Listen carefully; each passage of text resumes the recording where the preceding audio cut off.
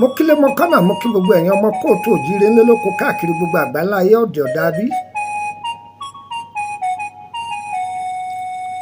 orúkọ mi ni Lukman ọmọ Ayédáre bàbá ọgbọ́n ọmọ ọ̀dọ̀ àgbà. ara kì í ní olóko ara òní ni wá, ara ìrìnà lọ́sẹ̀ ara òní ni wá o. mo fẹ́ fún wa ní ìró ìtumọ̀ àlá kan.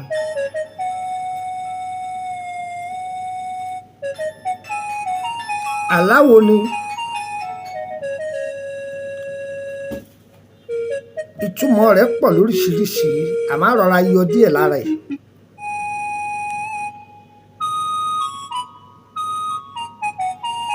tí ẹ bá ń bára ẹ lórí bẹ́ẹ̀dì tuntun, tó bá jọkùnrin tí ò tí ì níyàwó sílé, tàbí tó ti jẹ́ni tó ti níyàwó náà tó sì ń bára ẹ lórí bẹ́ẹ̀dì tuntun yàtọ̀ sí ìyá àti ìyàwó rẹ̀ tẹ́ǹjọ́ ń sùn, obìnrin mi ń bọ̀. ẹ̀ǹdè obìnrin mi ń bọ̀. tí ìwọ obìnrin náà bá ń bára rẹ lórí bẹ́ẹ̀dì tuntun, ọkọ alálùbáríkà dé tán. ó lè rẹwà ó lè má rẹwà o, àlùbáríkà ara rẹ̀ kún fọ́fọ́. tíwọ ọkùnrin bá wá ń la alálàyé pé orí bẹ́ẹ̀dì tíwà àtìyàwó rẹ̀ jọ ń sùn, ó máa sábà rí i pé ìyàwó rẹ̀ àtọkùnrin àjòjì wọ́n ń sùn síbẹ̀. aláàfúrá ni. ó fi ń dakọ bá ìyàwó rẹ̀ sọ̀rọ̀ pé kí ni tó ń wá. ìyàwó rẹ̀ ń yàlè. àlè tí sì ń yàn yìí yóò kó bá.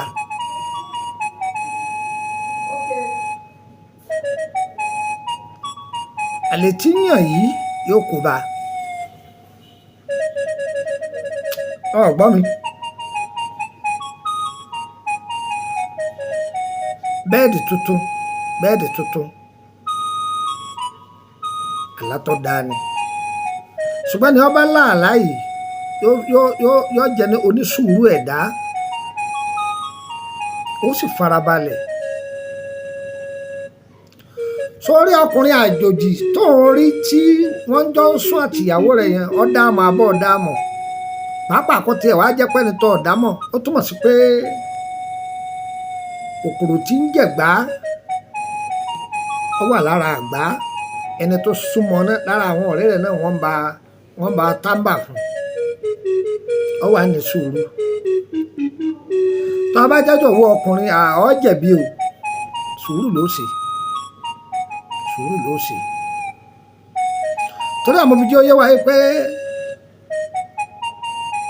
àlá, láti bí àlá a máa mọrú ọkọ tá a fẹ́, láti bí àlá a máa mọrú aya tá a fẹ́. tí bá ń gbàbọ̀dé fún mi, bọ́kọ rẹ̀ bá ń gbàbọ̀dé ọmọ. obìnrin tó bá lo inú mímọ́, lóbìnrin onímímọ́ tó ní ìfẹ́ mímọ́ sí ọkọ rẹ̀, bọ́kọ rẹ̀ bá ń dẹ́ẹ̀tì obìnrin mi, tí bá ń yọ obìnrin mi fẹ́, kétépe ní òrì lójú oorun. kékeré mọ̀ pé kétépe ní òrì lójú oorun. bẹ́ẹ̀ náà ni ọkùnrin tíyàwó rẹ̀ bá ń yàlè, èyí jẹ́ kan náà àwọn àlá tá a fi tẹ́lẹ́dùn àfi tú àṣírí wọn. ọ̀pọ̀ gan ni o, àmọ́ wọn bá tá a mú wa ń bẹ̀ lónìí nì. ẹnìkan kì í mọ nǹkan tán o. àwọn ọ̀jọ̀gbọ́n pọ̀ káàkiri ayé, àmọ́ àlá tó bá tẹnu bàbá ọgbọ́n ọmọ ọ̀dọ̀ àgbà jáde, lọ́pọ̀lọpọ̀ àwọn tó ti mọ̀ wá látọdún tó ti pẹ́ tí ẹ̀ sọ̀rọ̀ ọdún 15, wọ́n mọ̀ pé bẹ́ẹ̀ ni. ó yàtọ̀ sáwọn àláàánú ìwé rárá. a dára fún wa o, aláburúkú ò ní ṣe mọ́ wa lára o. láti bí àlá, gbógun bá ń bọ̀ wá àbí aburú bá ń bọ̀ ẹ̀dá máa mọ̀, ṣùgbọ́n tó o bá múra dé, ogun yóò dá agbádá, yóò sì dábùbá fún yàn, yóò sì mú yàn lọ. ogun ayé ò ní mú wa lọ. gbanábà yìí ò mọ́dọ̀ +2348032983298. tá a bá fi nọ́mbà alẹ̀ fún yín tàbí tá a bá júwèé ibi tá à ń gbé a fi pe kọ́sítọ́mà o àlá àfi ń ṣíra wa ní etí ni o kò sì máa fura èmi ò wá kọ́sítọ́mà o àánú ọlọ́run la jókòó tì àlá ọlọ́run fún wa nímọ̀ nípa rẹ̀ òun láì ti sọ fún ọ yìí ìyẹn fi wá kọ́sítọ́mà o bọ́ bá bẹ̀ wá ń ṣe àbọ̀ ṣe ṣùgbọ́n gbogbo ọ̀pọ̀lọpọ̀ ṣẹ́ ta ti fi sílẹ̀ ẹ máa lọ ṣe fúnra yín bẹ́ẹ̀ wá àbá yín ṣe o ìrìjẹ́tì o àlọ́pọ̀ngbà tí wàá sọ àlórí dandan ní kẹ́ ẹ máa wá bá wa kíkọ́ wá bá mi nítorí àlá o àmọ́ àyè wà fún ọ̀tọ́ bá fẹ́ darapọ̀ mọ́ wa lórí pílátífọ́ọ̀mù wa o lè jọyìn wa gbogbo àlákọ́lá àṣọ síta ọba béèrè lọ́wọ́ wa á sọ fún alámi ń bẹ ẹlòmíì la kìí tì pé ẹlòmíì ọgbà yìí pé èèyàn lè lálámi láàrin ọ̀sẹ̀ kan tí aláyẹn ò sì ní tì pé bẹ́ẹ̀ ni tó yẹ pé ń jọba pé wọ́n gán mọ̀ pé aláì ọ́ kọ̀m̀plìtì báyìí eléyìí sọ̀rọ̀ orí afẹ́fẹ́ bó ṣe jẹ́ nù orí private group ni wọ́n ti ń jọyìn wa orí private yìí lórí private yìí owó lẹ́ san wọbẹ̀ láti orílẹ̀-èdè Benin lọ àpò 5 sẹ́fà ní tí ṣe sẹ́mi sẹ́fà òun lẹ́ san láti Nàìjíríà lọ 10,000 naira ni 10,000 naira òun lówó tẹ́ san tọ́ba ti sanwó wọlé oṣù bá parí ọ̀sán mi á dára fún wa o tí wàá lọ́lọ́run ó ṣe kò ní ṣe tọ̀tá wa á dára fún gbogbo wa o wọ́n ní bọ́jọ̀ bá rọ̀ ilé àgbàtura ayé gbogbo ẹni tẹ́ ń wò mí ayé èèyàn gbàtura o ìnira ní mú gúgúrú tí fi ta lágbada ìnira ò ní wọlé yín o bí ìnira bá mú gi adèédú ìnira ò ní wọlé yín á dára fún gbogbo wa àgbà ẹ ṣe rere ẹni wà bákan náà bí omi adágún tíyín ò ní ta á tòrò fún yín bí omi àjípọ̀ gba nọ́mbà yìí mọ́dọ̀ +234803298 WhatsApp nọ́mbà mi o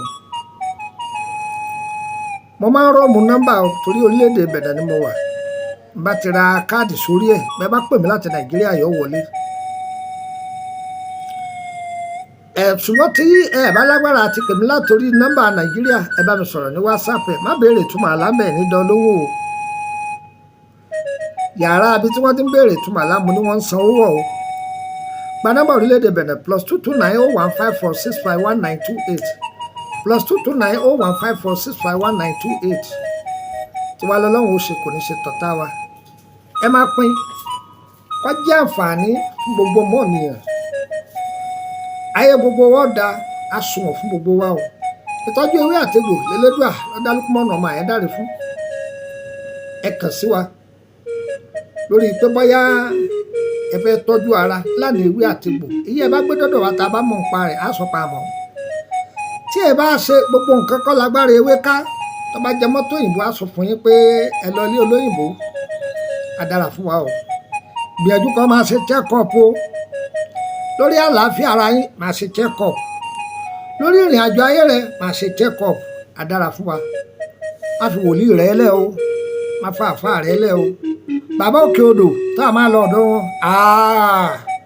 wọn ní bó ni ó ti rí ọ̀la kiri bẹ́ẹ̀ ni babaláwo ní fọ́ ọ̀rọ̀ ọ̀run máa ṣe check-up ara rẹ èmi wí tèmi o ire kàbìtì.